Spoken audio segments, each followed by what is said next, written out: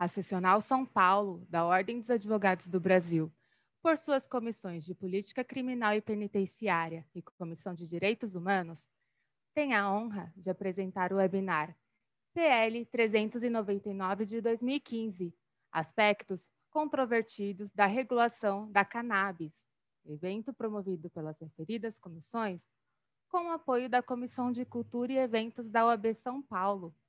Informamos que este evento compactua com os objetivos de desenvolvimento sustentável, um pacto firmado entre a OAB e a ONU. Com a palavra, senhoras e senhores, o Dr. João Maia Correia Joaquim, membro da Comissão de Política Criminal e Penitenciária da OAB São Paulo.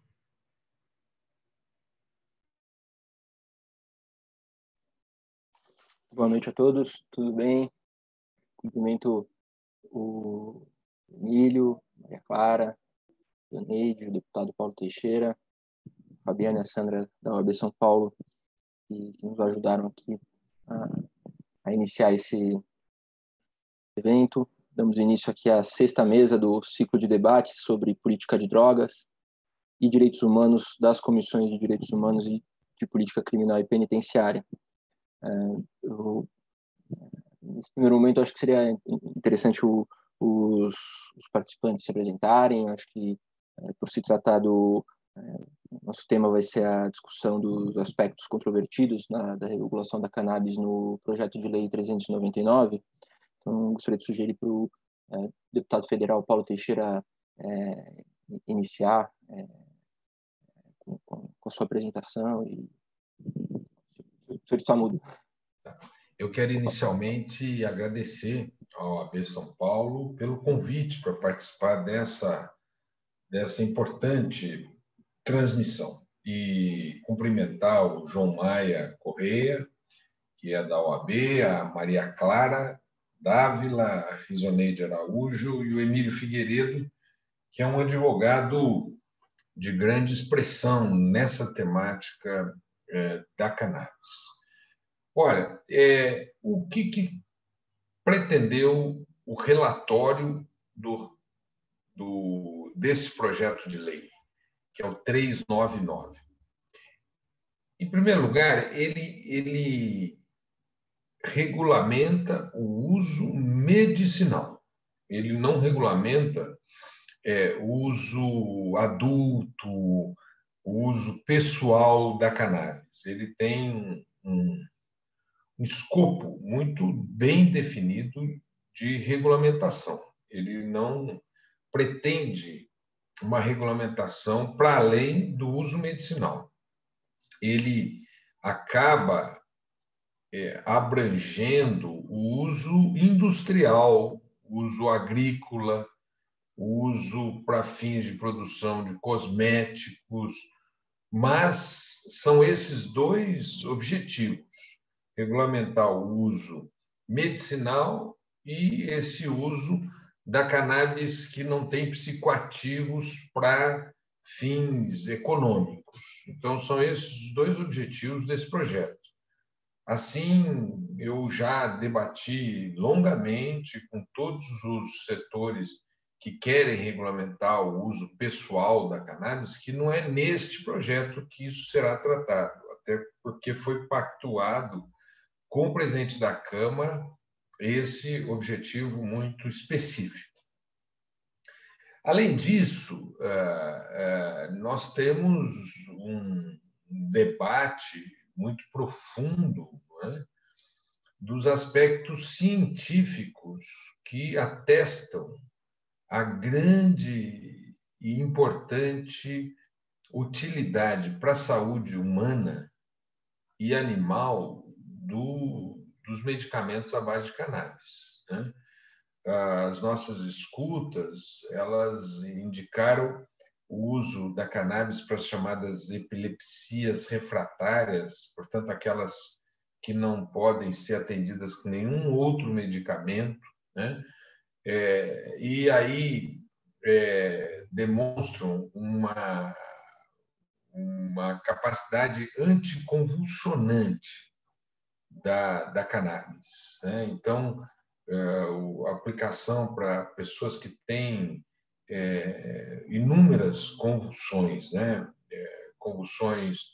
Tem gente que tem 100 convulsões por semana, principalmente crianças.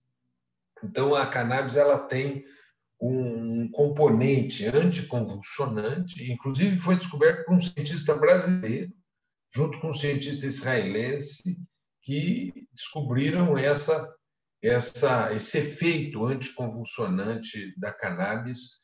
Ele acabou de falecer, o cientista se chama Elisaldo Carlini. Ao mesmo tempo, ela tem também uma aplicação para a questão de dores crônicas, né? Principalmente para substituição dos opioides, que são medicamentos extraídos de plantas psicoativas. Os opioides que são muito utilizados nos hospitais. Então, a cannabis ela também tem essa aplicação para dores crônicas e também para fibromialgia. Nas dores crônicas, ela é muito utilizada por inúmeras especialidades da medicina, desde a ortopedia e para tratamentos de dores para pacientes que já estão com um problema dessas dores crônicas, né? Ela também é muito utilizada para quem tem problemas degenerativos, problemas neurológicos degenerativos, como o tema do Alzheimer, do Parkinson, da esclerose múltipla. Ela está sendo usada com resultados muito positivos.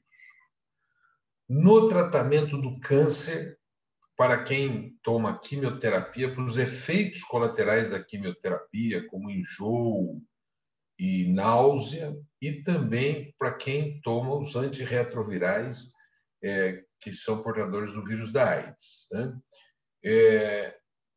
Falam também, esses dias um cientista israelense participou de uma chamada conosco, e ele fala também dos efeitos antitumorígenos dos medicamentos à base de cannabis.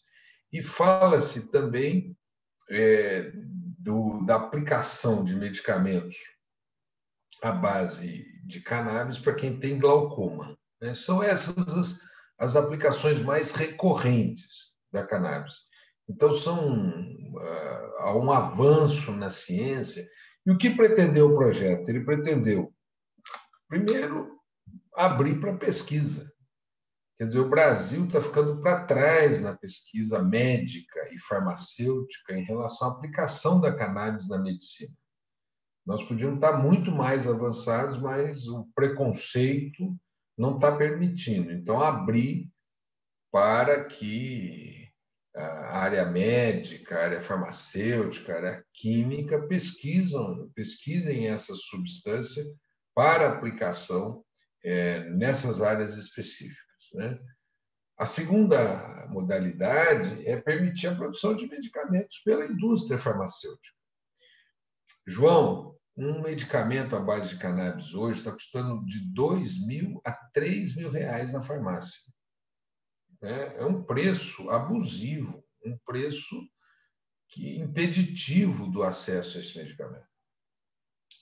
Ao mesmo tempo, a gente quer permitir a produção por associações de pacientes, porque quem desbravou a oferta de medicamentos à base de cannabis no Brasil foram as associações. Tem uma associação na Paraíba, muito importante, chamada Praça, tem uma associação em Brasília, o Emílio conhece bem, tem uma associação em São Paulo, tem uma associação no Rio, tem associações distribuídas pelo Brasil, e nós, então, estamos regulamentando, porque hoje, para elas funcionarem, elas acabam tendo que ter um habeas corpus, e as nossas advogadas aqui devem conhecer esse tema como ninguém, e o Emílio conhece muito bem. Então, nós estamos permitindo o plantio pelas associações. E aí eu abro um parênteses. Esse plantio das associações é do modo flexível. É como as farmácias vivas do SUS. Não é? Então, não é nada, porque teve alguns comentaram que a gente vai tratar esse tema como se trata um produto radioativo. Não é verdade. Não é verdade, é bem flexível, né? E também nós estamos permitindo a produção para as farmácias de manipulação. Porque o que a gente aprendeu, que todos nós temos um sistema canabinoide, endocannabinoide, e ele é único em cada pessoa. E, portanto, para qualquer patologia, você não tem um remédio único, você tem que produzir um remédio específico que vai gerar efeitos para aquelas pessoas. Então, nós estamos também propondo a produção para as farmácias de manipulação. Esse é o núcleo do uso medicinal. Nesse núcleo do uso medicinal, a gente está propondo que a experiência estrangeira também demonstra ser bem-sucedida nisso, que o produtor declare para a Anvisa o número de plantas, elas sejam identificadas, haja rastreamento, o local seja seguro, para garantir essa finalidade, né? E tem um outro núcleo, que é o núcleo da produção para cosméticos, né? Tem muito ômega 3 na cannabis, tem ingredientes assim, antioxidantes, então é bom para queimadura, para ruga, há um uso para essas finalidades, e também para N finalidades industriais, né? Produção de roupa, de tecido, de fios, de cordas, de isolantes. Então, tem um grande número de finalidades para a aplicação do chamado cânhamo, que é a cannabis sem psicoativo, sem nenhum elemento psicoativo. Eu vou terminando dizendo isso. O projeto ele tentou fazer 3 coisas assim que eu achei muito importantes, né? E foi o trabalho do relator Luciano Dutti, evidentemente ele se abriu muito para fazermos juntos e discutirmos juntos e chegarmos nos consensos. Mas o primeiro ingrediente, ele traz para dentro do projeto o melhor da experiência estrangeira. Inclusive, ele já aperfeiçoa no Brasil alguns aspectos e equívocos cometidos fora do Brasil. Segundo, ele foi muito discutido na sociedade brasileira. Foram 15 audiências públicas. E terceiro, ele traz também, ele dialoga com as regulamentações da Anvisa. Então, ele não é estranho a quem já lida com a Anvisa, que é o órgão de regulação de medicamentos no Brasil. Assim, eu acho que esse projeto, ele não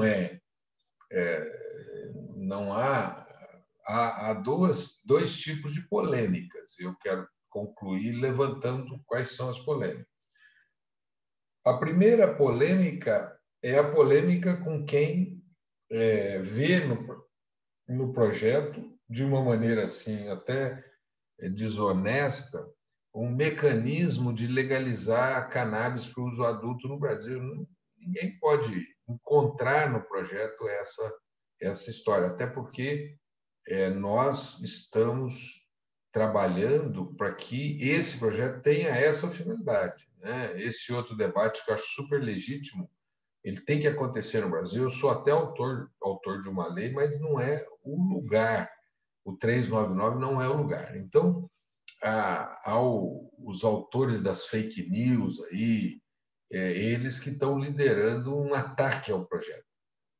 E há uma crítica, e cada dia essa crítica ela é mais, digamos assim, honesta, e sincera e amiga daqueles que gostariam de ver no projeto o autoplantio, né? E que o projeto não contempla o autoplantio, tendo em vista a correlação de forças no Congresso Nacional. Então, são esses os temas que eu queria trazer, pedindo perdão por ter me demorado tanto para o debate desse projeto.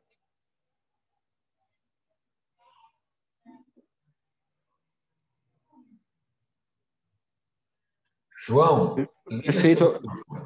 Opa, não, eu estava lendo aqui uma mensagem que o Emílio deixou aqui no chat, eu acabei demorando um pouquinho. Agradeço pela sua introdução, pela sua apresentação do projeto, acho que é muito importante mesmo. Sobre essa parte final que você comentou a respeito das news, até antes do evento, acessei o seu site, verifiquei que vocês prepararam muitos materiais gráficos, desmentindo muitos desses boatos. Eu gostaria de chamar agora na sequência, eu acho que pela história dela, pela trajetória, eu acho que seria interessante também ter esse relato na sequência do teu, acho que seria muito legal de ouvi-lo. Gostaria de chamar a senhora Rizoneide Araújo, que é ativista pela causa, pela cannabis medicinal, como ela mesma se define nas redes sociais, uma mãe atípica, a mãe da Raíssa, a mãe da Rayane, é uma das 5 mães do coletivo Mães Independentes de Recife, e fez parte do filme e também do documentário Mãe Esconha. Eu gostaria de chamá-la, de apresentá-la. Boa noite, seja bem-vinda. Fique à vontade, Rizoneide. Boa noite. Primeiro eu quero agradecer o convite. Para mim, eu nunca apareço, nunca participo dessas reuniões, audiências, eu sou muito privada, mas é uma honra estar aqui e poder falar da minha história, da história das minhas companheiras. Eu sou Rizoneide, todos me chamam como Rizo, faço parte de um coletivo de 5 mulheres, mães atípicas, que fazem uso medicinal de maconha nos nossos filhos há mais ou menos 4 anos. Somos ativistas, participamos das marchas das maconhas, lutamos por ter um acesso mais igualitário, coisa que infelizmente não acontece. Parabenizo muito pela PL, apoio, mas tem certas ressalvas. O fato do valor no SUS não, o valor nas farmácias terem de R$2.000 a R$3.000, para nós que somos mães periféricas, jamais nós conseguiríamos pagar um valor desse. Nós temos apenas o BPC, que é o benefício de prestação continuada, que é a partir do momento que você recebe o diagnóstico de um filho, você acaba abandonando até sua vida própria, né? Não temos formações acadêmicas porque abandonamos praticamente nossas vidas para nos dedicar às nossas crianças que têm crises epiléticas, síndromes raras, e estamos aí nessa luta, né? Fico muito triste por não ter o autocultivo, graças à Rede Reforma, à Defensoria Pública e a muitas mãos aqui do nosso estado, que é Pernambuco. Nós 5 conseguimos o direito a ter o habeas corpus, cultivamos em casa, um cultivo domiciliar, extraímos juntas, porque apesar de não termos associações, nós nos titulamos como um coletivo de mulheres, então a gente cultiva em casa, mas a gente se reúne, faz a extração em coletiva para que nenhuma mãe deixe de ter a medicação dos nossos filhos. Porque, como não sei, acho que de todo mundo sabe, não é impossível cultivar em casa, não é, porque nós temos o melhor nutriente da planta é o sol, e infelizmente na nossa PL ela está vetada porque o outdoor não entra, não é? Só apenas o cultivo indoor. Então a gente cultiva, não é muito fácil, porque como toda planta requer cuidado, carinho, atenção. Estou totalmente favorável pelo fato das associações entrar, isso é ótimo, também das farmácias vivas. O acesso ao SUS, eu não sei se isso vai ser tão fácil como se fala, porque a gente sabe, como mãe atípica e como uma mãe que tem um processo na justiça há 4 anos esperando apenas uma cadeira de rodas há 4 anos, imagina o que vai ser de uma medicação à base de maconha, né?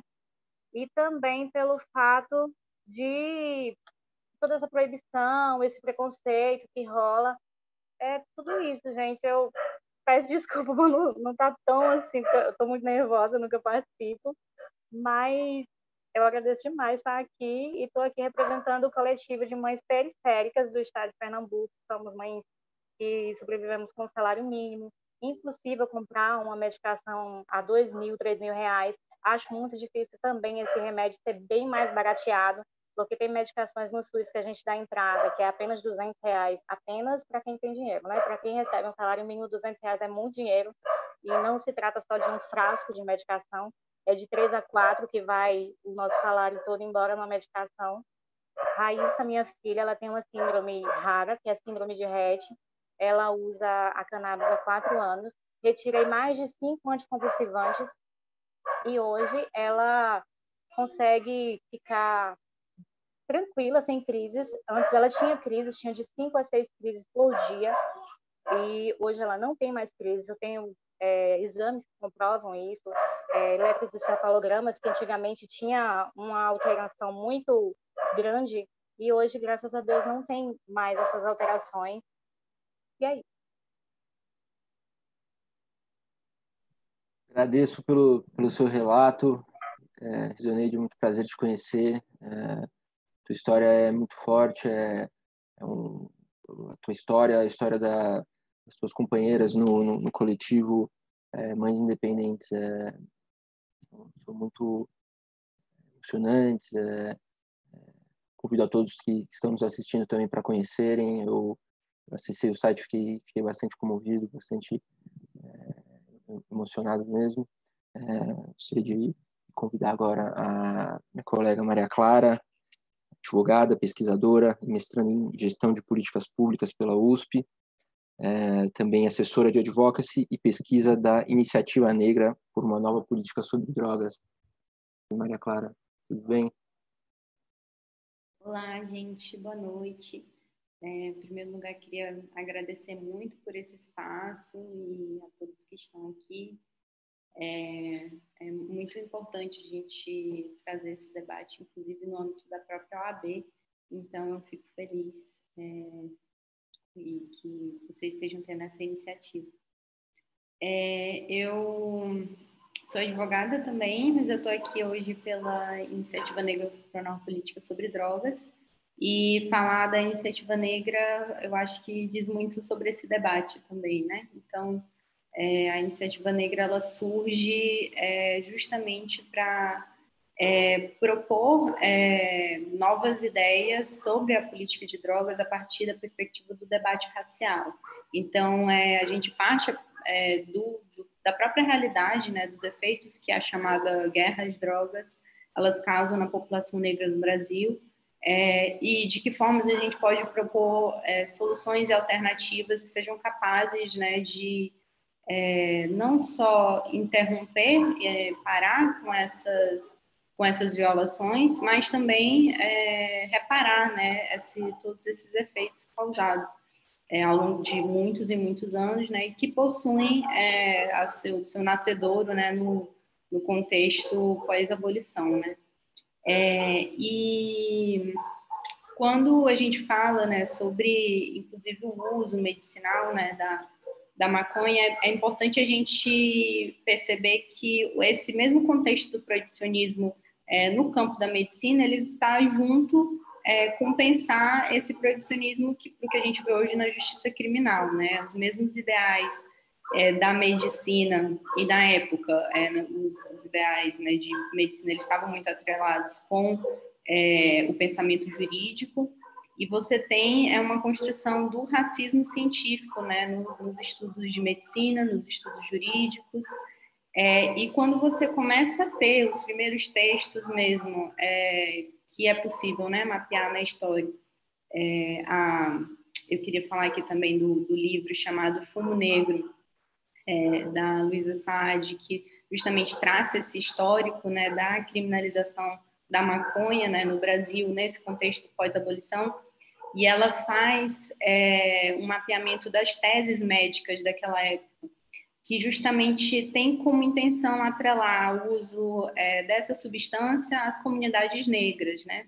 E em que sentido, né? Trazendo justamente essa construção da raça, do que seria, né, a raça negra, com essas características negativas, né? Então, o uso da maconha ele estaria atrelado a uma perspectiva de deixar a pessoa raivosa, que cometeria crimes, que atrelado muito aos ideais de loucura, tanto que quando a gente fala, né, também sobre manicômios no Brasil, tem totalmente a ver com prisões no Brasil.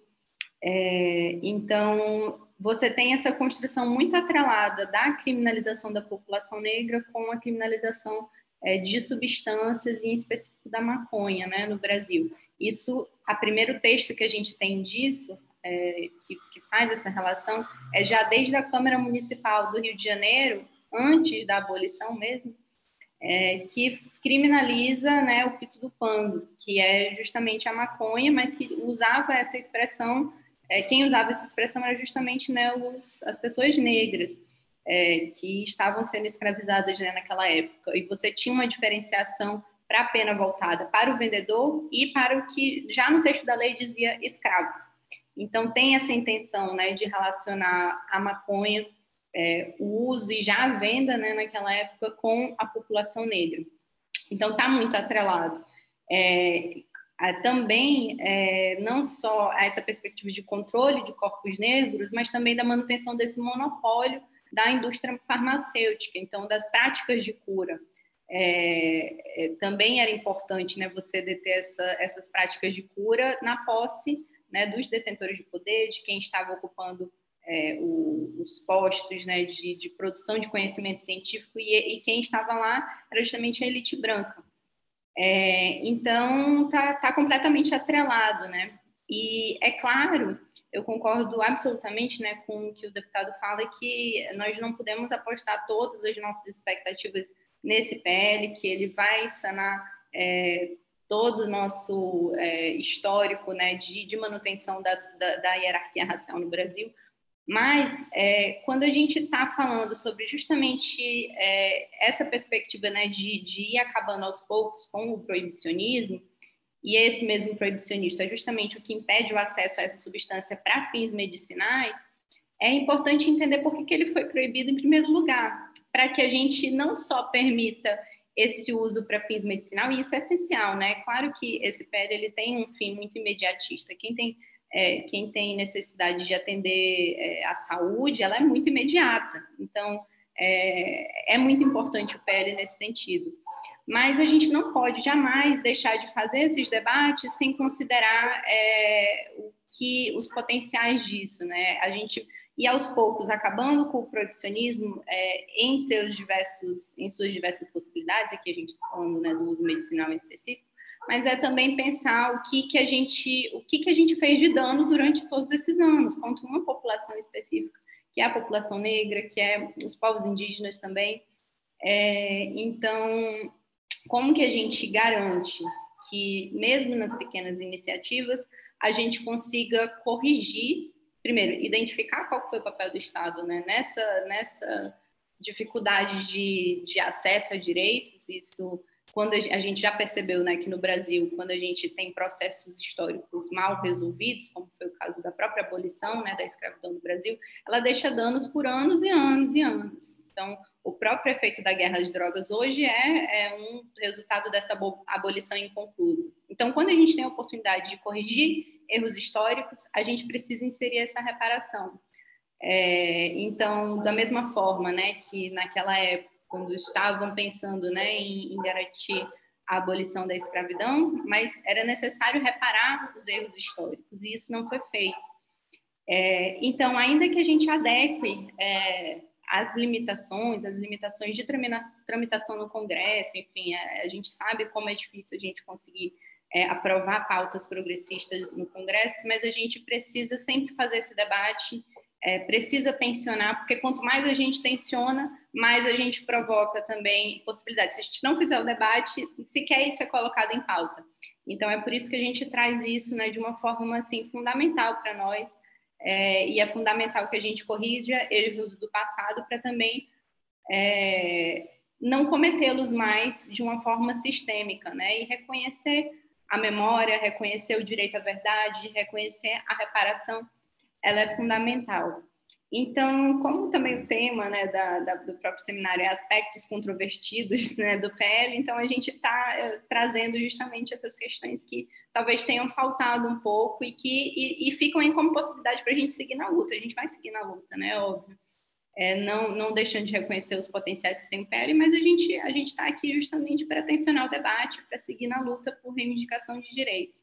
Então, para além, né, justamente dessa ausência da possibilidade de autocultivo, que faz com que quem ainda exerce a única possibilidade seja o autocultivo, continue nessa criminalidade, nessa ilegalidade, nessa possibilidade de criminalização. E aí a gente sempre tem que entender que a criminalização ela vai recair justamente para quem é negro, para quem é pobre nesse país. Então já tem essa seletividade.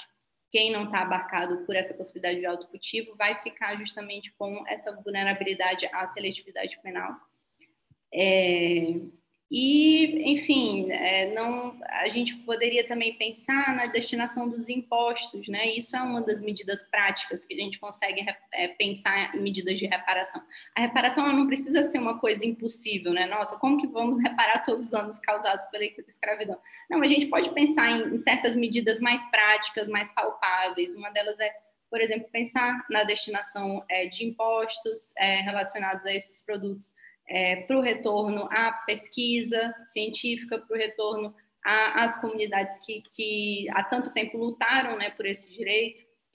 A gente tem que pensar na população que já foi e continua sendo criminalizada, então podemos pensar em perdão de pena, podemos pensar nessas outras possibilidades que têm a ver com o sistema de justiça criminal e que causam danos irreparáveis,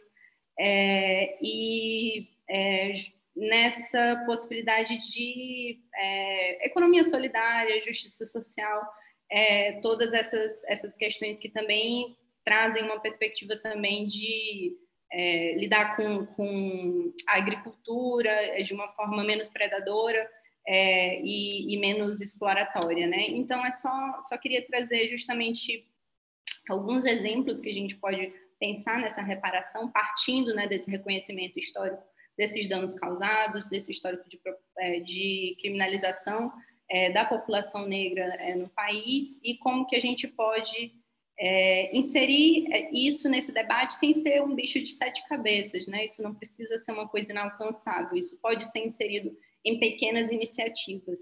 Então, eu só queria, enfim, é um projeto fundamental, ele é importante, mas a gente tem ainda assim que alcançar esses outros aspectos para que isso não se perca aí por mais 10 anos, por mais 50 anos, e a gente fica, às vezes, nessa sensação de etapismos e as próximas etapas, às vezes, acabam não chegando, e é justamente essas etapas da reparação.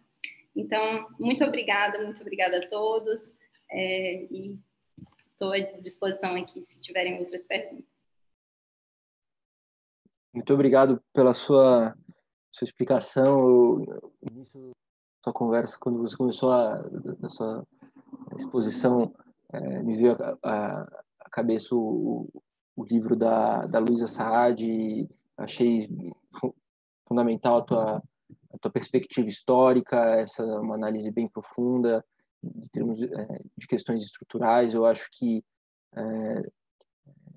faz um paralelo muito interessante também com uma realidade que a gente já enfrenta hoje, por exemplo, que pessoas como a Risoneide, outras mães que têm seus filhos que precisam do remédio, mas também de tantas pessoas que foram marginalizadas, que foram estigmatizadas por conta de uma legislação arcaica, punitivista, e achei fundamental mesmo. Obrigado pela tua exposição. Acho que é muito importante a gente apontar os aspectos que não foram contemplados no projeto de lei, sem desmerecer todas as qualidades que ele tem, que ele vai que pode acrescentar para a nossa sociedade. E não resta dúvidas, né, a partir da exposição do deputado Paulo Teixeira. Na sequência, agora, eu gostaria de convidar o Dr. Emílio Figueiredo, que é uma figura muito conhecida no Brasil, é uma referência na questão do direito relacionado à cannabis, à descriminalização, é um dos líderes do grupo de advogados do Reforma, que foram pioneiros aqui no Brasil na questão das autorizações para autocultivo com os HCs individuais. Emílio, seja bem-vindo, boa noite. Boa noite, João, muito obrigado. Boa noite, Rilzo. Sempre uma satisfação te ouvir, embora você fale pouco, assim, em transmissão a gente já conversou bastante ao vivo e sei que seu potencial é gigante, você dá aula de cultivo, você dá aula de ativismo, muito bom estar aqui hoje com você. Maria Clara, a gente não se conhece, mas só de você estar pela Iniciativa Negra já tem toda a minha admiração, sua fala super me contempla. Paulo, companheiro de anos e anos, queria que o Paulo tivesse a caneta toda na mão para ele decidir como seria a regulação da cannabis no Brasil. Eu ficaria muito tranquilo, acho que eu ia poder tirar umas férias, procurar outra coisa para me debruçar, né? O meu projeto de lei foi elaborado por um grupo, entre eles o Emílio, não esse 399, o outro, a gente cuida do uso da cannabis. Projeto de lei 10.549 de 2018, né? E então, assim, uma satisfação te ouvir. A gente está aqui hoje para falar um pouco dos aspectos controvertidos, né, do PL 399 e de toda a regulação da cannabis no Brasil. Eu prefiro, nessa fala inicial, trazer os pontos positivos e deixar as controvérsias mais para frente. A gente tem muita coisa a comemorar com esse PL 399. Eu acho que o primeiro ponto que a gente tem que fazer é pegar esse projeto de lei, ele é fruto de uma iniciativa dos parlamentares para a formação de uma comissão especial para atualizar o texto de um projeto de lei que é de 2015. Então, se a gente pegar o texto de 2015 e comparar com esse substitutivo apresentado pelo deputado Luciano Dutti, nós já vamos ver uma grande evolução, né? O texto original tratava tão somente da comercialização de substâncias derivadas da cannabis, principalmente o canabidiol, e esse PL ele já vem com um escopo muito mais ampliado, né? Outra questão assim, que é extremamente positivo, o Paulo é um compadre, né? Isso aí a gente tá aí, já tem intimidade com essa questão há muito tempo, mas saudar também o relator Luciano Dutti, né? Que é um deputado médico do Paraná e que realmente abriu a cabeça e fez um texto, né, dentro das possibilidades que o debate político no parlamento brasileiro permite, né, segundo a perspectiva dele, ele fez um texto realmente muito interessante. E, junto com ele, tiveram outros deputados, né? Eu também sempre gosto de saudar o deputado Eduardo Costa, do Pará, que também é médico, né, Paulo? Salvo engano, e o deputado Eduardo Costa também um discurso, né, muito profundo, né, sobre a cannabis. Sai aquele debate raso e a gente entra realmente num debate mais profundo com 2 deputados médicos na comissão, realmente junto com o Paulo Teixeira, liderando esse debate no Parlamento Brasileiro, né, na Câmara dos Deputados. E, né, nessa primeira fala eu prefiro me ater aos aspectos positivos, depois a gente entra nas controvérsias, né? A gente tem um projeto de lei hoje que regulamenta a cannabis, e eu que já estou na luta aí há mais de 10 anos, só isso já é uma grande conquista, a gente ter esse debate acontecendo no parlamento, reconhece a cannabis como ferramenta terapêutica, reconhece a cannabis enquanto o seu uso industrial, né, o chamado cânhamo, hemp, né, o uso da cannabis para não ingestão humana. Tem a questão da pesquisa, né, questão do uso veterinário, a questão da farmácia de manipulação, como o Paulo bem lembrou, e as associações, né?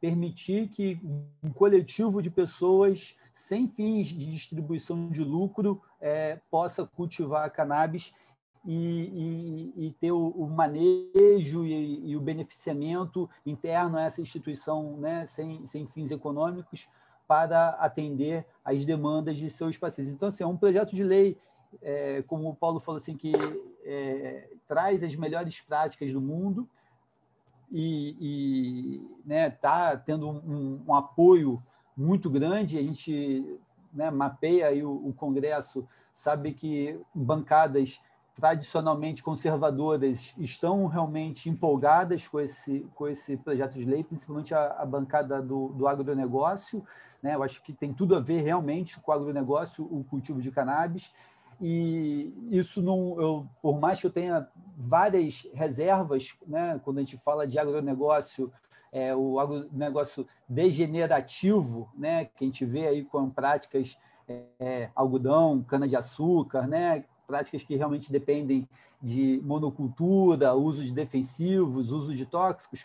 Quando a gente fala da cannabis, ela por si só é uma agricultura regenerativa, né? É uma agricultura que ela vem compensar e regenerar essas práticas degenerativas da agricultura. Então, eu confio muito que, por ser tão somente a cannabis o objeto do cultivo, do interesse desses parlamentares e desses empresários do agronegócio, a gente já vai jogar a agricultura brasileira em outro patamar, tão somente pela espécie vegetal escolhida, né? Então, isso também me traz uma felicidade muito grande. Então, vou ficando por aqui nesse primeiro momento e eu volto daqui a pouco com as controvérsias sobre esse projeto de lei.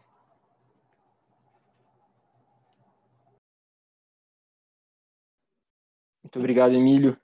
Muito interessante esse ponto que você colocou no final, né, da questão do aspecto regenerativo, né, do cultivo da cannabis. Há um tempo atrás eu li a respeito a cannabis, ela tem uma propriedade que ela é nitrorepositora do solo, ela ajuda a repor os nutrientes do solo ao invés de ela desgastar o solo. A gente sabe que, como temos muitas áreas no país que o agronegócio monocultor, o latifúndio monocultor, ele muitas vezes ele esgota as propriedades do solo, e acredito que a inserção da cannabis como rotação de cultura, até mesmo como uma cultura principal, vai ser fundamental, porque a gente imagina hoje do que a própria Organização das Nações Unidas coloca como as 30 objetivos, né? Que um deles a questão do desenvolvimento sustentável, da proteção ao meio ambiente. Então, é muito importante.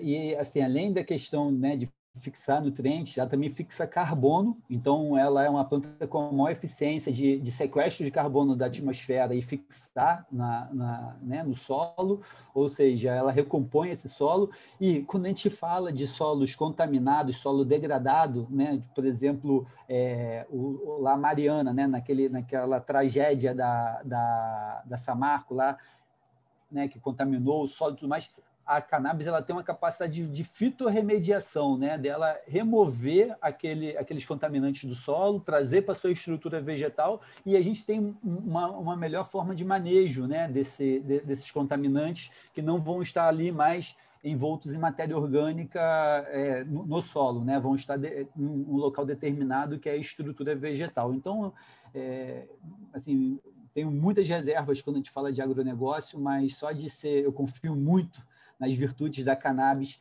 para a gente ter um novo modelo de agronegócio no Brasil. Com certeza, com certeza. Não tenho dúvida de que o Brasil, pelas condições climáticas, as condições naturais também tem um potencial absurdo nessa produção industrial, no plantio da cannabis em uma escala maior. Gostaria também de aproveitar um gancho que você fez a respeito você elogiou o projeto de lei 399, que gostaria de não sei se após essa primeira rodada vocês preferem ficar mais à vontade para fazer as perguntas entre vocês. Eu também gostaria de deixar vocês à vontade. Mas, em cima desse último comentário do Emílio, gostaria de fazer uma pergunta para o deputado Paulo Teixeira,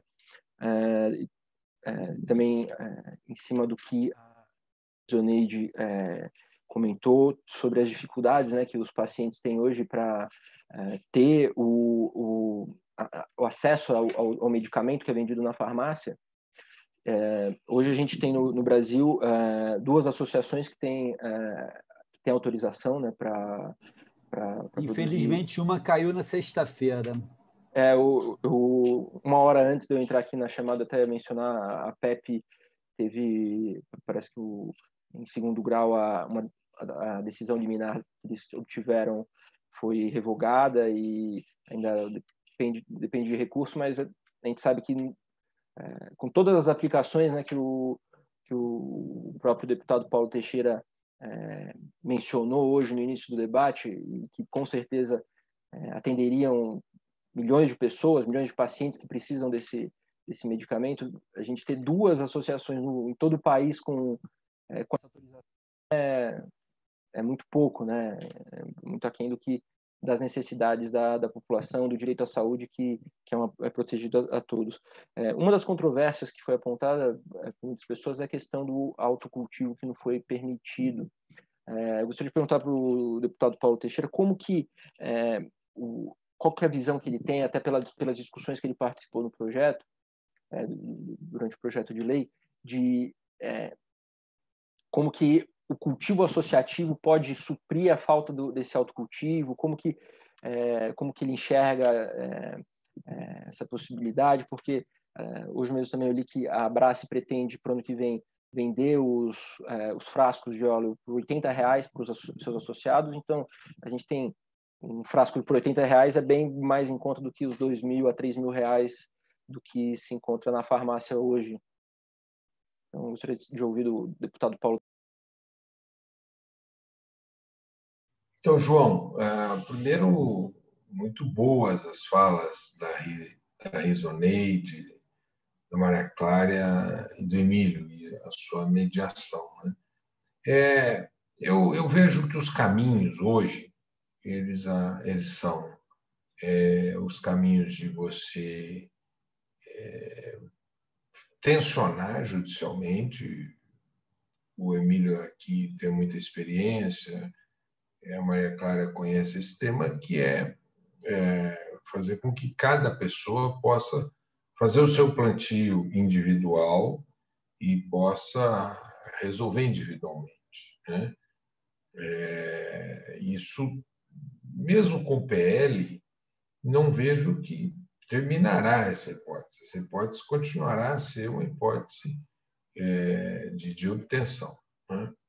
Uma segunda maneira é associando, fazendo as associações de pais, familiares e multiplicando essas experiências no Brasil, como essa da Abrace, na Paraíba, dessa do Rio, né? Creio que foi essa que que conseguiu uma liminar, mas parece que foi cassada, da Margarete, né? Da Margarete, que é a mãe, né? De uma paciente, né? Margarete Marcos, do Rio de Janeiro, né? Então, acho que uma segunda medida é essa de obtenção via a formação de associações e tensionar também o Estado brasileiro. Uma terceira maneira que, recentemente, eu encontrei uma mãe aqui no estado de São Paulo, na cidade de Caieiras, que convenceu as autoridades municipais de saúde a comprar pelo SUS. E o SUS está comprando das associações. Olha que beleza, o SUS não está comprando das farmácias, ele está comprando de associação. Então, porque eu acho, e aí eu tenho um pouco de preconceito com o remédio na farmácia. Por que eu tenho de preconceito com o remédio na farmácia? Porque eu vejo que o medicamento ele tem que ter uma dose, uma composição de canabinoides que difere de paciente para paciente, de estágio da doença para outro estágio da doença. Então, por exemplo, se você vai lá na Abrace, na Paraíba, você pede um medicamento, né? Mas o médico diz tanto de canabidiol, tanto de THC, né? E aí é um remédio sob medida, né? Então, eu acho que essas 3 hipóteses estão postas hoje: o autoplantio com medidas judiciais. A segunda hipótese é a hipótese de você comprar de associações existentes ou fazer com que o SUS pague e compre. E aí eu prefiro que o SUS pague R$ 80 do que R$ 2.000, R$ 3.000, né? Porque é dinheiro do povo. E a terceira hipótese é associar-se. Associar-se, né? Eu acho que essa experiência associativa ela é boa, porque você pode ir dotando essas associações de conhecimento e de equipamentos. Conhecimento é isso, quer dizer, uma mãe que troca ideia com outra, como é que foi bom, como foi útil, como você faz, o que eu faço. Isso que a Resoneide deve viver e ter uma experiência absurda nisso, né? No sentido de ser gigante, grande. Eu acho que é um bom caminho. Então, eu vejo esses 3 caminhos, João, para as pessoas obterem hoje, antes da regulamentação da lei.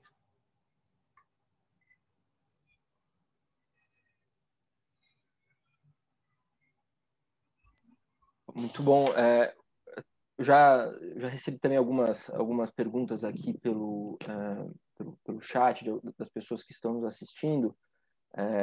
Até aproveitando o que estávamos falando sobre o projeto de lei, uma das perguntas que eu recebi aqui pediu para te questionar a respeito da tramitação do projeto de lei no Congresso, em que situação que ele está e qual que é a análise que você faz a respeito como que os seus colegas deputados e também a análise que você faz para isso ser discutido no Senado.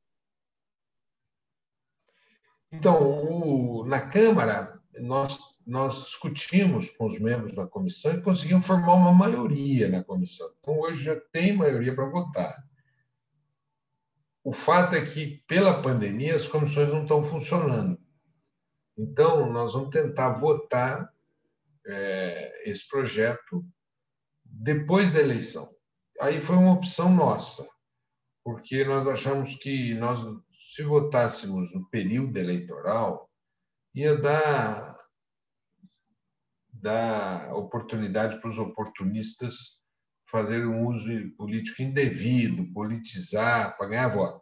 Né? Que o Brasil é assim, as pessoas às vezes ganham voto com as coisas piores do mundo. Vejam o nosso presidente da República. Né? Ele consegue só ganhar voto fazendo coisa ruim. Então, nós estamos pensando em fazê-lo depois da eleição. E, terceiro lugar, dizer que o espectro político, isso que o Emílio falou, é o mais largo possível. A gente tem gente de todos os partidos políticos apoiando. Né? Então, eu espero, vou até conversar com o presidente da Câmara essa semana e pedir a ele para agendar para a semana que vem, assim que acabar a eleição, a semana pós-eleição, a votação desse projeto, a urgência e o mérito.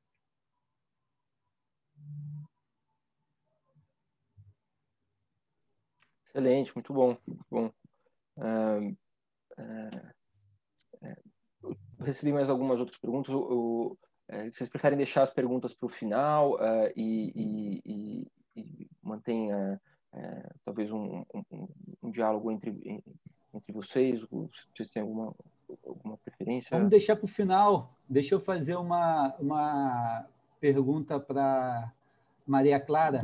Pois não, por favor, fica à vontade. Né, tudo a ver com a questão da iniciativa negra. Como a gente fazer, né, como que você imagina uma lei de drogas que contemple, que seja ao mesmo tempo antirracista e que contemple a questão do uso medicinal? Você, né, já faz tempo que eu não converso com o Dudu, com a Natália, como que a iniciativa negra vê essa questão? Bom, justamente quando a gente traz essa possibilidade para inserir no mercado, um aspecto muito importante para a iniciativa é garantir essas condições de disputa no mercado em pé de igualdade, né? E a gente já aprendeu também pelas experiências neoliberais que esse pé de igualdade, quando a gente está falando de populações que historicamente, né, sofreram com repressão, com políticas de fato genocidas, que não basta simplesmente apostar no mercado para se regular sozinho, né? Essas condições de igualdade. Então, a gente precisa garantir esses meios.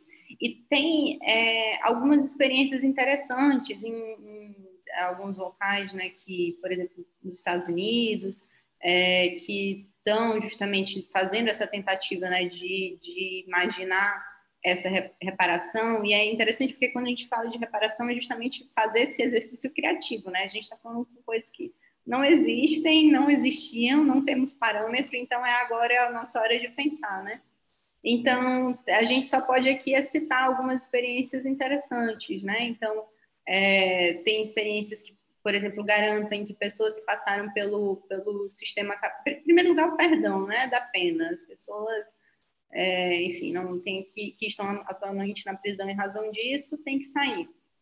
E sair desse lugar de criminalização. Então, claro, se a gente for restringir, né, o debate do uso medicinal, e isso é bem limitado, né, claro, mas ainda assim, por exemplo, quem está realizando esse ato cultivo que não possa ser criminalizado por isso, né? E quem já foi, que tenha o perdão de sua pena, que isso seja retirado, né, desses antecedentes criminais.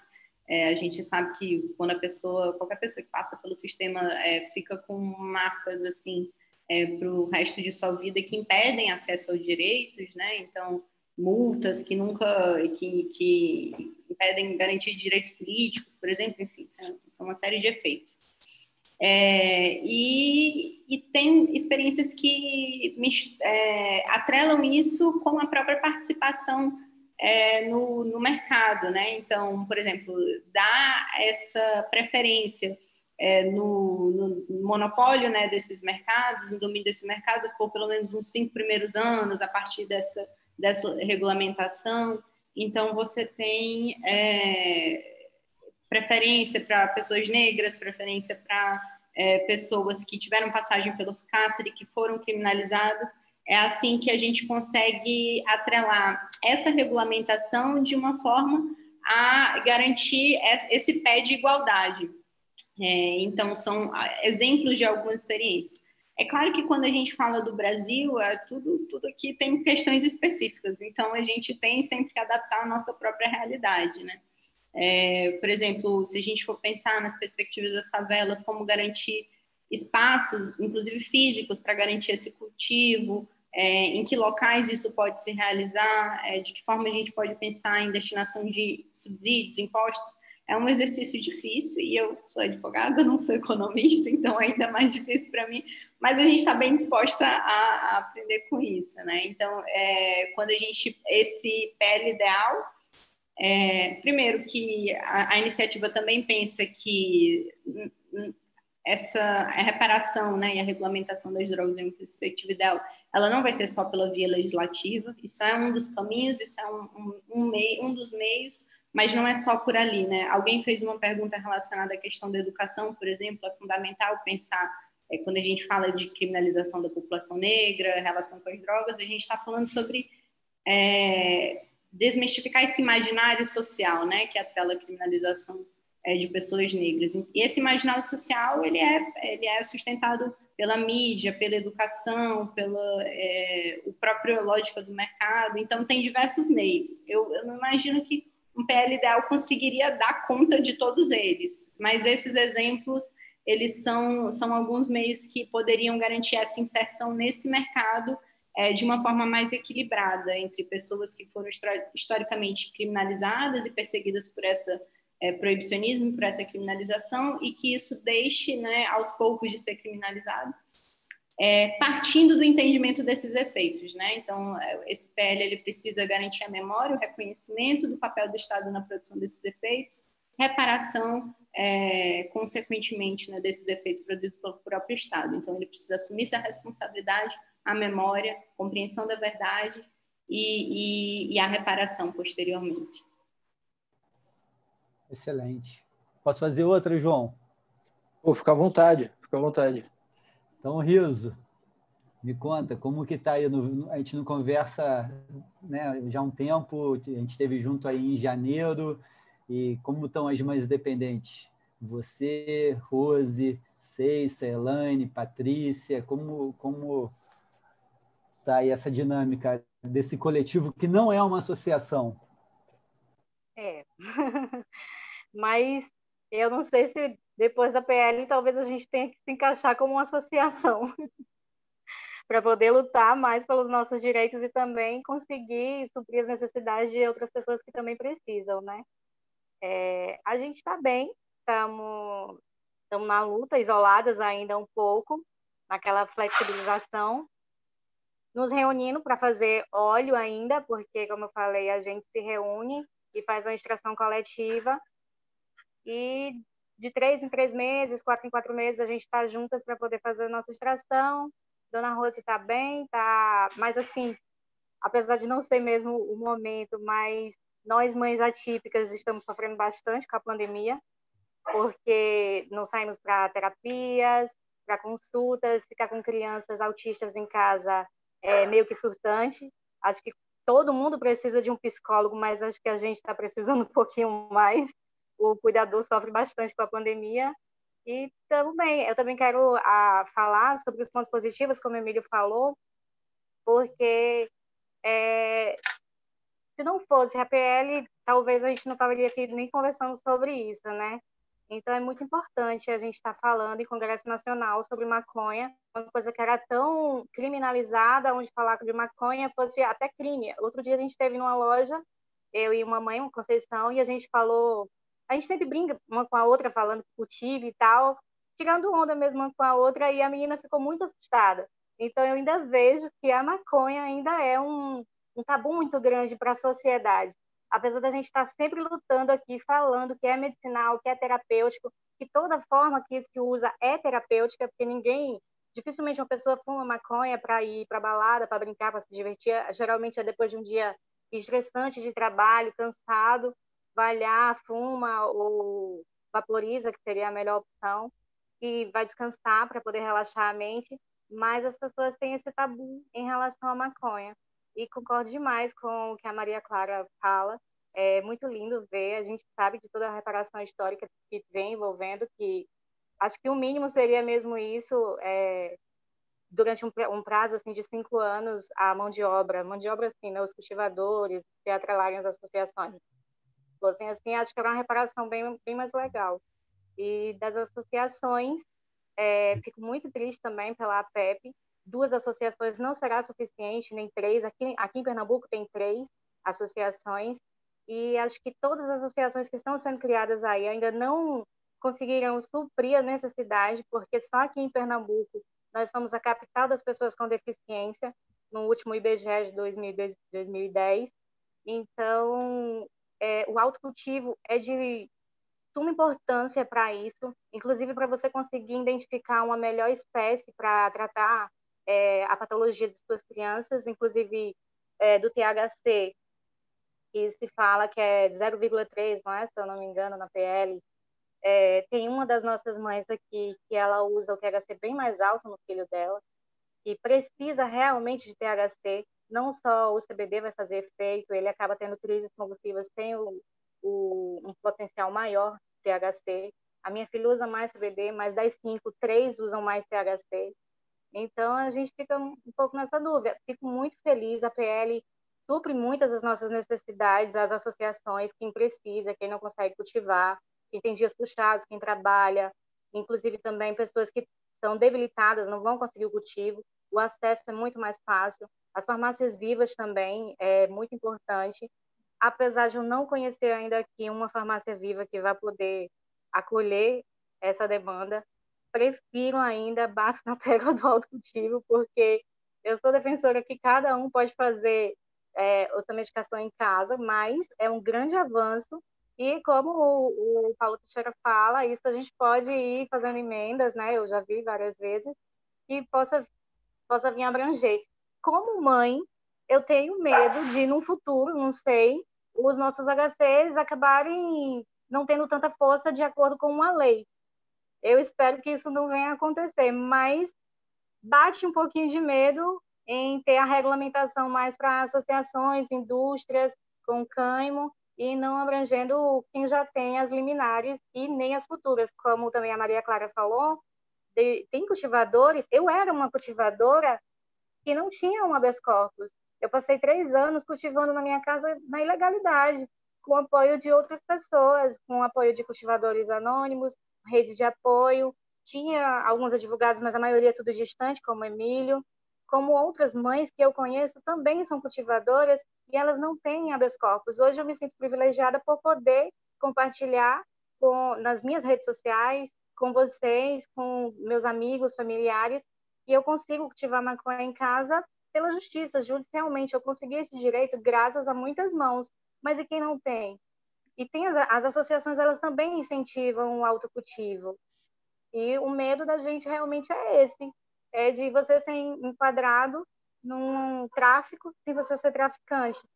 No contrário, a gente tenta tirar do tráfico, porque eu conheço mãe que já subiu o morro para comprar maconha e fazer remédio para o nosso filho, inclusive ela é do nosso coletivo.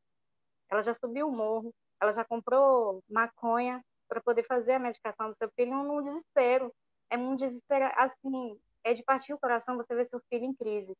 Seja ela epilética, seja uma crise agressiva, seja dores. Então, você age no impulso, no nervoso, na incerteza de que aquela criança vai ficar bem, ou aquele adulto que tem fibromialgia e tudo, entendeu? A gente fica com esse medo. Fico aqui até meu questionamento se a gente pode seguir tranquila com a PL vindo. Viu, Rizoneide, eu queria dialogar contigo sobre 2 aspectos. O PL ele não proíbe qualquer quantidade de THC. Pode ter qualquer quantidade de THC. Ele só considera que acima de 0,3 passa a ser controlado, passa a ser, porque tem efeito psicoativo. Então, porque tem enfermidades que precisam de um nível alto de THC. E nós não poderíamos produzir uma proposta que, digamos assim, não atendesse ao conjunto das necessidades. Então, a única coisa que esse quantitativo que você mencionou é que estabelece o controle. Para daí para frente você precisa de receita médica, etc. Né? Por conta do efeito psicoativo. Né? Uma segunda coisa que você falou é sobre as pessoas fazerem... Nós estamos entendendo, muitos especialistas se posicionaram, que o PL não enfraquecerá a luta jurídica para quem quiser obter HC para o autoplantio. Nós não tocamos nesse assunto. E tem um princípio do direito que é que nenhum dispositivo legal pode afastar violação ao direito do exame do Poder Judiciário. Então, nós não entendemos que enfraqueça. E, por último, eu acho que em nenhuma hipótese, você tendo uma pessoa que tem algum tipo de enfermidade, essa pessoa, se ela plantar, ela possa ser considerada traficante. Né? Porque a própria lei de drogas pode ter uma má aplicação, né? Pode ter. Mas a própria lei de drogas ela proíbe todos os usos, exceto o medicinal. Exceto o medicinal. Portanto, mas agora é uma disputa, é uma luta que tem que ser feita na sociedade brasileira para descortinar. Né? Esses dias eu fui na casa de umas senhoras aqui na Zona Leste de São Paulo, e aí elas foram me contando devagar que usavam, né? Usavam medicamentos, o tipo de enfermidade que elas tinham e tal. E eram senhoras, né? Aí eu pedi para ir ao toalete. Quando eu, no caminho do toalete, eu olhei assim, vi umas plantas diferentes. Eu falei, olha, vocês têm umas plantas aqui. Enfim, elas também plantam, né? E eu perguntei, como é que você chegou nisso? Ela falou, eu tinha muito preconceito, porque, segundo ela dizendo, meu pai sempre falava, aquele cara ali não presta, ele é maconheiro. Então, ela ficou com uma imagem ruim, né, e hoje ela se trata com cannabis, né? Por isso eu acho que há uma tensão. Toda mudança de conceito requer tensão, requer luta, requer mobilização, requer enfrentamentos. Isso que a Maria Clara colocou aqui. Até eu tenho uma lei que está lá, está protocolada, 10.000 e quanto mesmo, Emílio? Que cuida desses demais usos e faz o que a Maria Clara propôs. Ela não considera mais crime, trata, inclusive, para quem, que eu trato da cannabis, né?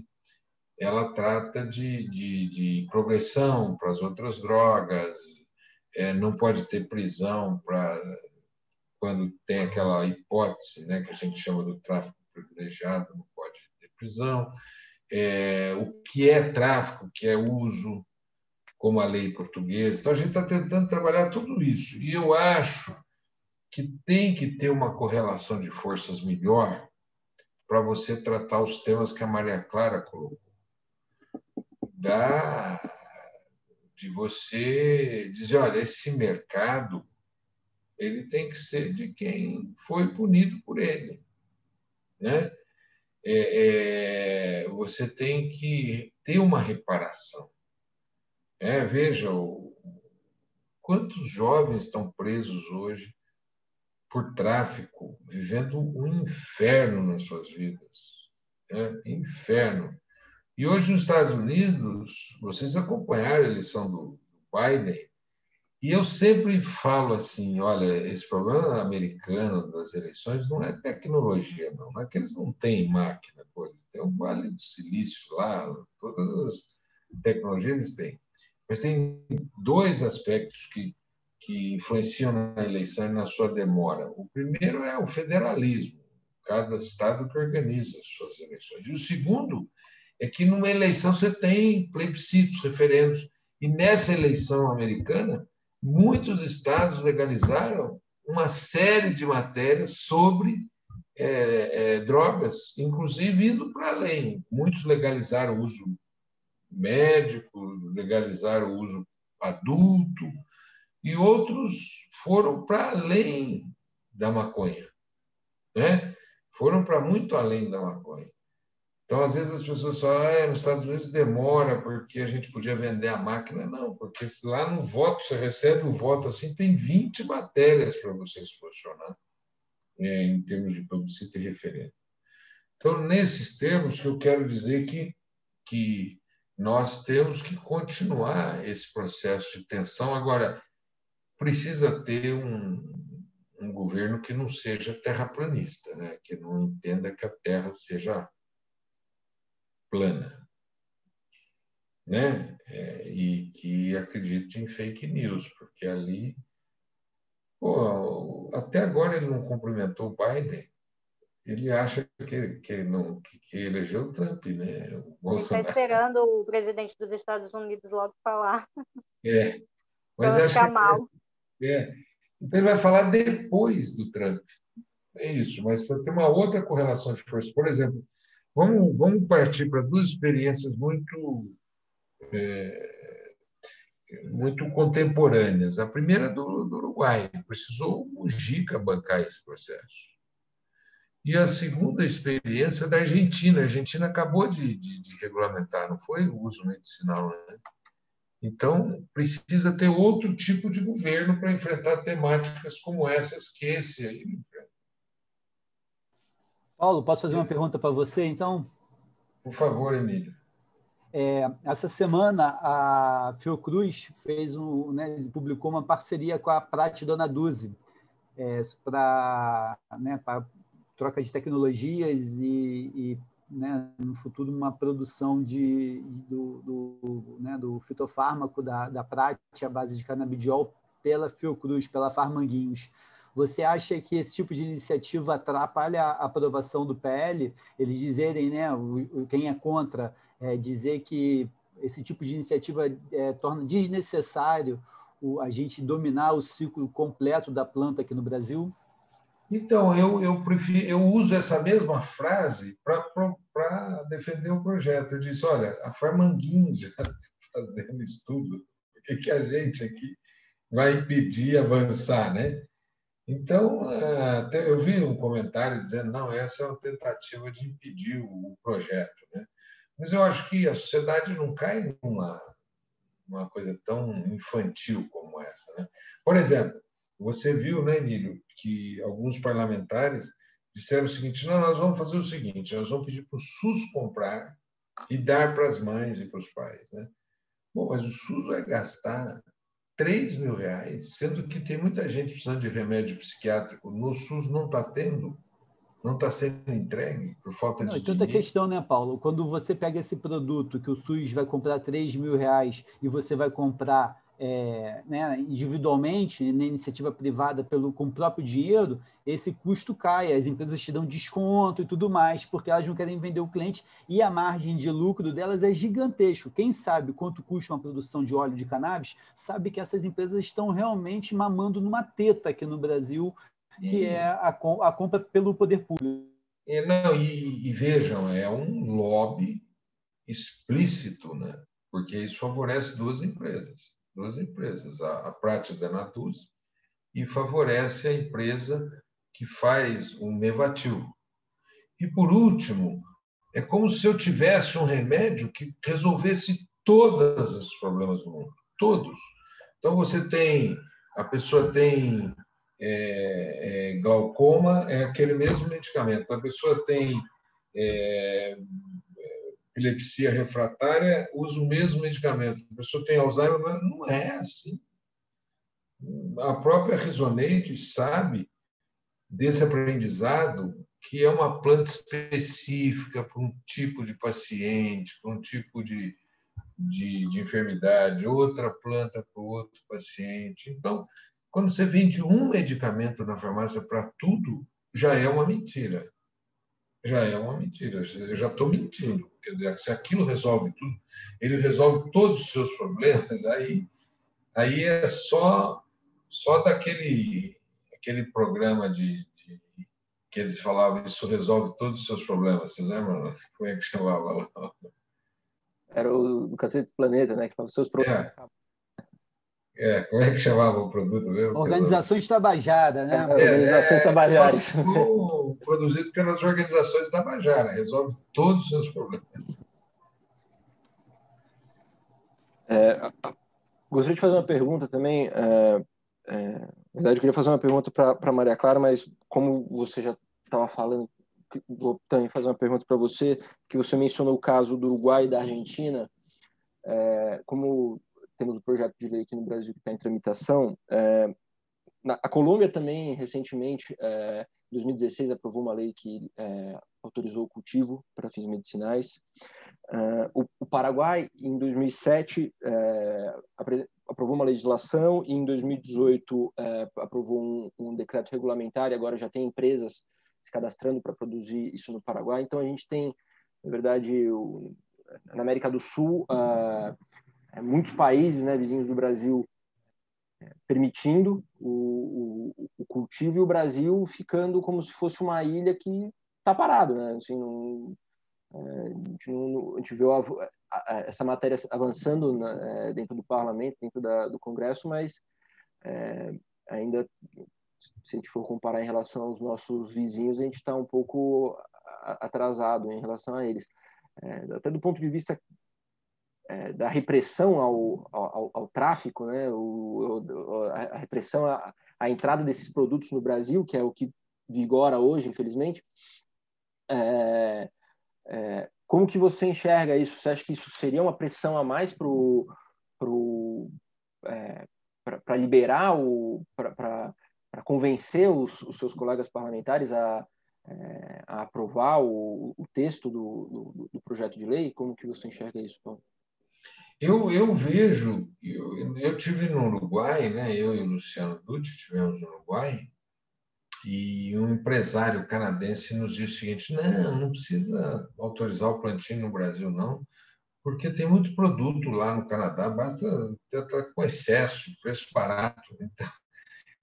você aceitar essa máxima de que não pode plantar no Brasil é quase que você se colocar num processo de subdesenvolvimento e de atraso sem iguais. Outro aspecto da regulação colombiana, Maria Clara, a regulação colombiana ela tem uma cota para a indústria farmacêutica de compra de comunidades tradicionais, de compra de pequeno agricultor. Então, ela conecta o pequeno agricultor nessa produção industrial. Então, nós precisamos ver o que é possível ainda discutir dentro do PL para aperfeiçoá-lo e garantir isso. Mas eu acho que, por exemplo, quando botou ali a farmácia viva, você está contemplando o pequeno agricultor. Eu vi, Rizoneide, vale a pena, pede para o Emílio, e o Emílio participa de um grupo, pede para um sujeito lá de Brasília, um médico de Brasília, não sei se era agrônomo de Brasília, que ele trabalha a questão de farmácias vivas. Vale a pena pedir, ele tem até um filme falando das farmácias vivas, porque hoje você tem no SUS outras modalidades de medicamentos que são de plantio, assim, né? Por isso farmácias vivas, né? Outra descoberta desse cientista brasileiro, Carline, é a espinheira santa. A espinheira santa é um remédio bom para problemas estomacais, né? Gastrites. É que a gente toma esses medicamentos para gastrite que tem um efeito colateral de dar demência nas pessoas, né? E a espinheira santa não tem esse efeito colateral. E ela é produzida em farmácias vivas. Então, sugestão que eu teria, e meu mandato pode te ajudar, a conectar essa pessoa que pudesse, junto a esse grupo de mães que você participa, hoje, como o Zoom está muito acessível, né, fazer um debate sobre farmácias vivas, e ele tem também um filme sobre farmácias vivas que você poderia dar uma olhada, que é uma regulação boa. Eu propus que se colocasse a atual legislação de farmácias vivas. O que pode fazer é eles endurecerem a legislação de farmácias vivas. Então, nós teríamos que botar na lei, Emílio, conversar isso com a assessoria do Luciano, para que a atual legislação de farmácias vivas fosse colocada na lei. Olha, a gente tem uma farmácia viva, se eu não me engano, ela fica em Recife, só que ela está desativada. Mas a gente vem conversando tem a professora Lorinalda, que ela é da Faculdade Rural daqui de Pernambuco, e a gente vem conversando sobre a farmácia viva para poder a gente tentar resgatá-la, para poder, quando a PL sair, a gente, ou antes, né, porque a gente tem muitas plantas medicinais que podem ser usadas, para a gente tentar resgatar a farmácia viva que existe já aqui. Muito bom. Posso trazer as controvérsias, então, Paulo? Por favor. Não, são poucas, né? Realmente é um projeto de lei, né, muito bem trabalhado. Na verdade, as controvérsias que eu trago, não vou ficar aqui discutindo o cultivo doméstico, já está para lá de abordado essa questão do cultivo doméstico, mas me preocupa 2 pontos nesse projeto de lei, porque justamente tira poder do parlamento e joga na mão do executivo. E enquanto o executivo for ocupado por esse sujeito aí, né, não quero nem falar o nome, né, o inominável que nos preside, eu tenho preocupação com 2 artigos no projeto de lei. Primeiro, é o artigo 5º, parágrafo 6º.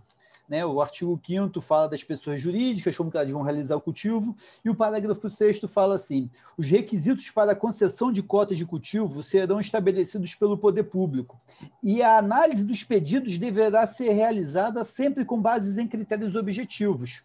Ótimo que deve ser com critérios objetivos, mas esses critérios objetivos não são criados aqui por lei. Esses critérios objetivos serão criados pelo Poder Executivo ao regulamentar essa lei.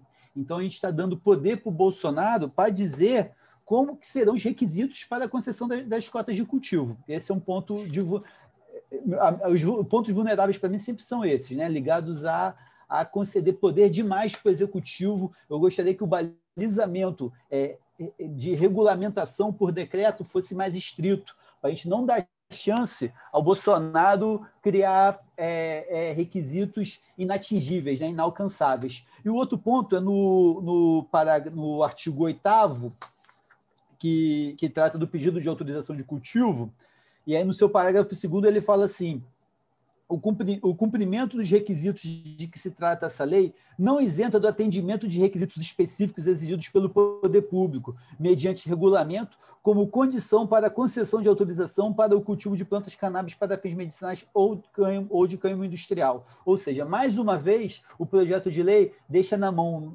né, do poder executivo, que hoje é ocupado por um símio, né, por um chimpanzé, a gente definir aqui como se dá os requisitos para a autorização para cultivo. Então, esse ponto eu acho muito ruim, né, que, na verdade, não é um ponto ruim do projeto, é um ponto de que o projeto dá margem, na hora de ver o decreto que regulamenta a lei, né, espero que essa lei já seja aprovada, torço muito pela essa aprovação, e a gente fica na mão realmente do Poder Executivo. E o outro ponto que eu venho batendo assim, né, direto, eu acho que a gente poderia suprimir esse inciso, é no artigo 23, que fala das associações, né, ótimo parâmetro com farmácia viva, maravilhoso, eu acho um paradigma muito bom, embora a gente tenha pouquíssimas, acho que são 3 ou 4 farmácias vivas funcionando hoje no Brasil tão somente, mas fala aqui no inciso 1º, para o cultivo de plantas de cannabis para fins medicinais, deverá ser obedecido o disposto no artigo 4º, a 6º e 8º dessa lei. Ou seja, as associações, para elas cultivarem cannabis, elas têm que cumprir tanto o artigo 5º, que eu critiquei, né, quanto o artigo 6º, o artigo 8º. Então, eu acho que não cria tantas benesses assim para o modelo associativo. E a gente tem que lembrar que, quando a gente fala, né, de uma comparação entre associações e empresas, as associações não têm grau de alavancagem, elas não distribuem lucro, elas não dão retorno para investidor de uma maneira tão clara quanto as empresas. Então, assim, botar as duas num pé de igualdade que esse inciso 1 do artigo 23 coloca, é um ponto também de vulnerabilidade, e assim, são esses os pontos controvertidos que eu levanto sobre o texto atual do substitutivo. Todo mundo que faz uma proposta legislativa e atribui poderes de regulamentação ao executivo supõe que vai prevalecer no executivo uma visão científica. Que a ciência, o bom senso, a ponderação que vão valer. Posso fazer só mais... Esqueci de trazer um ponto positivo. Acho que talvez o maior ponto positivo desse PL é que ele desagradou os obscurantistas do governo, né? Nenhum obscurantista apoiou esse texto. Então, só isso já me basta para apoiar incondicionalmente o projeto. Eles estão... eles estão militando. Está passando, sabe? Virou objeto de embate dos obscurantistas que estão lá na Senad, com aquela ministra dos Direitos Humanos. Ele fez um... Eu posso falar os nomes. Quirino, Damares, Osmar Terra, a corte de obscurantistas aí. É isso. Então, nós congregamos os obscurantistas, né? E eles passaram a militar contra esse projeto de lei, né? Então, olha, eu acho que o que agora... Por exemplo, quem suporia que a Anvisa tivesse impedido e suspendido a produção de vacina contra o coronavírus? Quem suporia que isso acontecesse? Mas aconteceu. Então, o que nós temos que fazer é cuidar para que o obscurantismo não influencie a implementação dessa lei, como você está dizendo. Eu acho que tem que você sentar-se com o Bruno, que é o assessor do Luciano Dutti, e levar essas ponderações, que são ponderações muito importantes, são contribuições muito sérias para o aperfeiçoamento do PL. Eu acho que ele não se negará a aceitá-las. Falando sobre isso, aqui nós temos uma deputada que ela usou nossas imagens para fazer campanha, inclusive para o marido dela, contra a PL. E ela usou nossas imagens na Marcha da Maconha. Uma deputada estadual, ela pegou as imagens que a frente, que é a ala medicinal da Marcha da Maconha, estava fazendo no ano passado, e usou para fazer campanha contra a PL 399 e em favor do marido dela, que veio candidato a vereador aqui no Recife. E ele foi eleito? Foi eleito em terceiro lugar. Mas nós temos em primeiro lugar uma do PSOL, que é, agora me faltou a memória o nome dela, Dani Portela, que vem tomando essa frente e também é a favor da nossa ala, né? Então, acho que vai ser legal acompanhar isso. Inclusive, nós também temos uma mãe que também foi candidata no Recife e ela ficou como primeira suplente e estamos aí na luta também para ocupar as cadeiras nesses espaços e tentar aprovar o quanto antes aqui, pelo menos no nosso estado, algumas leis que a gente consiga ser mais acessível para nossas famílias aqui. Mas existe muito esses deputados. Você não tem a dimensão do poder da sua fala. Sua fala tem um poder enorme, porque tem atrás disso vida, tem atrás disso uma luta como mãe jovem que você é, né? Então, eu acho que quem move esse projeto são vocês, as mães. Vocês é que movem esse projeto e que permitem e que vão ajudá-lo a avançar. Isso mesmo.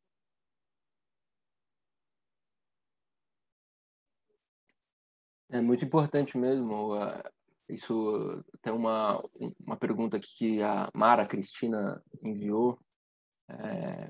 Ela é estudante de Direito e fala ela questiona sobre algum plano de educação para a população para diminuir a marginalização e preconceito. E eu vejo muita relação na fala da Maria Clara com a fala da Rizoneide a respeito. A Maria Clara ela fala de uma perspectiva histórica, de uma questão, um tabu que foi construído a partir do proibicionismo, que também é uma coisa muito comum no Brasil também e nos Estados Unidos, quando a gente compara a história dos dois, da proibição das drogas e qual que foi o público-alvo, que foi um público-alvo majoritariamente negro, que era o público marginalizado. Então, eu vejo muito isso na fala, no discurso da Rizoneide, que é um discurso da vivência, do dia a dia, do que ela enfrenta na luta para buscar, na verdade, a dignidade, a saúde dela e da filha. Eu queria levantar essa bola também para Maria Clara, para ela que está um pouco mais quietinha aqui nos últimos momentos, né? O Paulo, a Emília e a Rizoneide falaram um pouco mais. Eu gostaria de levantar essa bola para Maria Clara responder a Mara Cristina, que fez essa pergunta para a gente.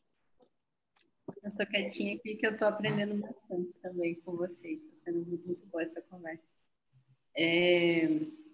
Então, acho que isso tem tudo a ver mesmo com essa perspectiva de não tem como a gente falar de descriminalização, despenalização, regulamentação, esses diversos modelos, né, que envolvem acabar com o proibicionismo, sem primeiro a gente entender o porquê que o proibicionismo ocorreu em primeiro lugar e que seja responsabilizado o Estado, né, nesse papel. Nos Estados Unidos, como você bem lembrou, a gente já teve até claramente o assessor do Nixon na época já assumiu, né, em alto e bom som, que a intenção justamente da declaração de guerra às drogas na época era justamente criminalizar os brancos que eram contra a guerra do Vietnã, né? E também determinadas populações. Então, você tem a relação da maconha com os mexicanos, você tem a relação da cocaína com os negros, afrodescendentes, você tem uma delineação muito clara entre as substâncias e as populações. E ele fala, né, isso era muito, muito simples para nós ter essa criminalização, porque nós podíamos invadir as reuniões, desmobilizar os protestos que estavam acontecendo, e nós tínhamos esse respaldo da lei. Então, falar de educação é falar sobre o que levou a esse estado de proibição, e fazer isso nos mais diversos espaços, né? Isso pode ser por meio de lei, seria ótimo, porque ajudaria um bocado, mas existem diversas experiências. O próprio Dudu Ribeiro, da iniciativa, ele tem um histórico, inclusive, né, que fazia esse trabalho, né, de trazer essas informações para os espaços educativos. Isso pode, diversas organizações, a RENFA tem bastante isso, tem movimentos, que é uma experiência também coletiva lá no Rio de Janeiro, no Complexo do Alemão. Então, você tem diversas organizações, coletivos que estão justamente trazendo essa função de levar informação sobre isso, porque só assim é que a gente consegue trazer esses caminhos, né?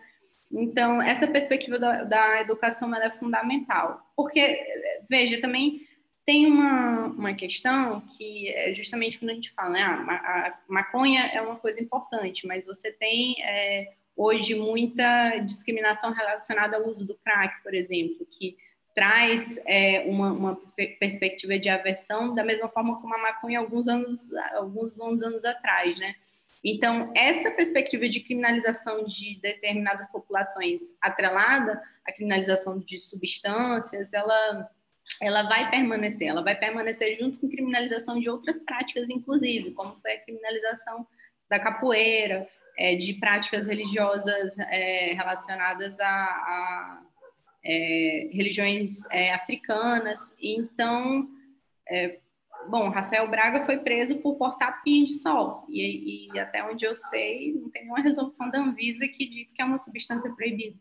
Então, a gente tem que entender como que esse sistema opera e por que ele opera, porque senão ele vai sempre dar um jeito de se reconstituir. Se nós não garantirmos essa reparação, esse paz de igualdade nesse mercado, na participação desse mercado, se nós não garantirmos que esse cultivo ele não seja feito de uma forma predatória, pensar na realidade brasileira, pensar também, né, em como impedir essa exploração predatória do uso da terra. E eu fiquei bem interessada nisso que o Emílio falou sobre essa função da maconha de regenerar a terra. Eu achei fantástico isso. Mas é isso, a gente tem que entender por que o proibicionismo opera e qual é a função dele na reprodução do racismo e da manutenção da hierarquia racial, do genocídio negro, e para que a gente não se limite aqui, sabe? Isso envolve um debate muito mais amplo. Com certeza. Acho que nos Estados Unidos, no estado do Colorado, acho que eles até adotaram um exemplo que você falou sobre a questão como medida de reparação, né, a destinação dos impostos relacionados arrecadados a partir do mercado canábico. O Colorado não fez isso de início, não. O Colorado ele regulamenta em 2012 numa perspectiva muito para homem branco rico ficar mais rico, né? E realmente talvez agora estejam fazendo alguns acertos de rumo, né? Mas, por exemplo, Illinois já vem nessa pegada. A Califórnia, que também veio focada nas grandes corporações, depois já começou a criar fundos de equidade, né? De poder trazer as pessoas mais atingidas pela proibição para o centro da legalização. Então, assim, os Estados Unidos, né, como o Paulo falou do federalismo lá e tudo mais, eles têm capacidade de usar cada estado para um laboratório, mas o Colorado ainda não é um bom exemplo. O melhor exemplo que a gente tem nos Estados Unidos realmente é Illinois, que já fez a norma regulatória focada na equidade, mas quem está lá está reclamando que, por ser muito focado na equidade, os investidores não querem botar dinheiro. Então, assim, é um absurdo, né? Querem realmente transformar a maconha, que foi durante anos uma ferramenta de perseguição de corpos, de segregação de certas pessoas, como agora uma commodity para rico ficar mais rico. Perfeito. Acho que vamos... o Paulo já está no limite do horário dele também. Até tinha algumas perguntas aqui que o meu colega de comissão, Constantin, tinha enviado, mas... É o Dr. Constantin Gerber. Exatamente. O Dr. Constantin, ele tem um trabalho fenomenal, uma tese de doutorado dele que ele fala sobre a questão canábica, sobre do ritualístico ao medicinal. Inclusive, acho que foi o Ian Cordeiro que perguntou sobre, que está estudando, gostaria de fazer a monografia sobre a questão da cannabis no Brasil. Ele pediu recomendações de texto. Eu recomendo o trabalho do Dr. Constantin, de muita importância. Se você tiver espaço para responder... Posso responder? Não, primeiro, mandar um abraço para o Constantin, que eu acompanho a trajetória dele e o admiro muito. Ele é um estudioso nessa matéria e tem uma grande contribuição para esse tema no Brasil, de anos. Mas as 3 perguntas do Constantin, que ele fala, se até hoje não houve regulamentação do plantio medicinal, é crível que será no futuro? Constantin, eu estou esperançoso de aprovar esse projeto ainda este ano. A segunda pergunta que ele fala, e os arranjos produtivos locais não é bom prever no PL? Se você fizer muita coisa ali, nesse governo, eles vão dizer, mas não tem arranjo produtivo local, então não vou deixar fazer porque não tem. Então, quanto mais florear, mais vai dificultar. Talvez a gente tenha que tirar um pouco os caminhos e deixar as estradas mais livres, que é a reivindicação que o Emílio estava me fazendo naquela hora. Vamos tirar isso, vamos tirar aquilo, para não deixar subjetividades para o governo impedir a sua implementação. Você fala, e as farmácias de manipulação vão ter que aguardar o registro da Anvisa? Constantin, é interessante isso aqui. Já valerá para as atuais farmácias de manipulação. Então, hoje, as farmácias de manipulação já têm um regramento na Anvisa, já tem um RDC na Anvisa. Então, os atuais proprietários de farmácia já poderão manipular medicamentos à base de cannabis. Então, já tem uma RDC, e então era só implementar. Não precisa registrar a farmácia. Tem milhares no Brasil. Né? O Ian de Carvalho Paixão fala o seguinte, qual seria o modelo de legalização dos já existentes que se enquadraria melhor na realidade brasileira? Eu acho que o projeto 399 ele é uma maturação das melhores experiências mundiais e adapta-se ao Brasil. Ele é muito forte nesse sentido de repassar todas as regulamentações da Anvisa, todos os procedimentos legais existentes. Então, é difícil criticar o projeto sobre esse aspecto. Eu creio que ele está maduro para ser votado e vamos fazer uma força para ele ser votado depois das eleições.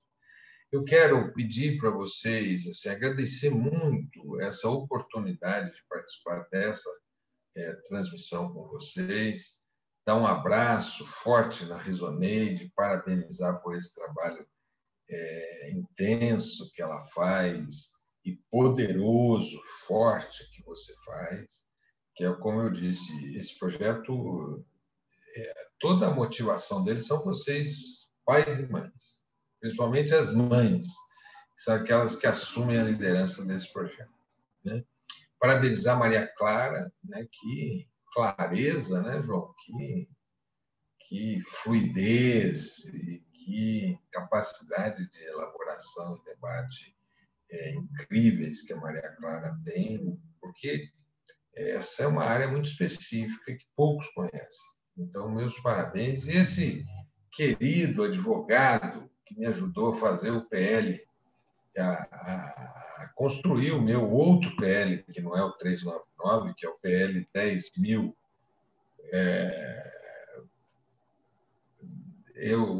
O Emílio sabe melhor que eu o número do PL aqui, mas ele já botou no chat aqui. É o número... 10.549, de 2018. 549, de 2018. Então, muito obrigado por participar. João, parabéns. E parabéns à Ordem dos Advogados do Brasil. Paulo, dá uma olhada no WhatsApp aí que eu te mandei uma mensagem ontem. Eu vi. De ontem para hoje, você imagina como foi o dia, né? Imagina. Eu tô com o texto pronto com a gente. Vamos junto. É para participar num livro, né? Um capítulo. Isso. Eu vou agora acelerar. Então, muito obrigado, o capítulo, gente. A gente pode assinar junto. Tá feito. Que bom. Opa, será uma honra. Gente, então, uma boa noite para vocês. Muito obrigado pela oportunidade de participar aqui com vocês. Agradeço, Paulo. Obrigado pela atenção. Agradeço a Emílio, Maria Clara, Rizoneide pela participação também, pelos depoimentos, dividir essas experiências. Agradecer também ao AB pelo espaço e pela oportunidade. Uma boa noite a todos. Um abraço. Fiquem todos bem. Gente, tchau. Quero me despedir daqui, ó. Olha aí. Direto da cozinha de casa, o meu cultivo. Fonte da saúde. Tchau, foi um prazer estar com vocês. Obrigada pela oportunidade. Isso não chama... Foi riqueza, muita riqueza para mim. Claraboia, não é isso? Não é claraboia quando você tem um espaço de jardim dentro da sua casa? Como é que chama isso? Jardim de inverno. Jardim de inverno, Eu tenho três. Pernambucano. Tá certo. Obrigado, tchau, pessoal. Tchau, Maria Clara. Tchau, Emílio. Tchau, João. Um abraço a todos e todas que estão participando dessa noite aqui, desse debate conosco. Muito obrigado. Muito obrigado, gente. Boa noite. Boa noite. Tchau. Boa noite. Tchau. Boa noite.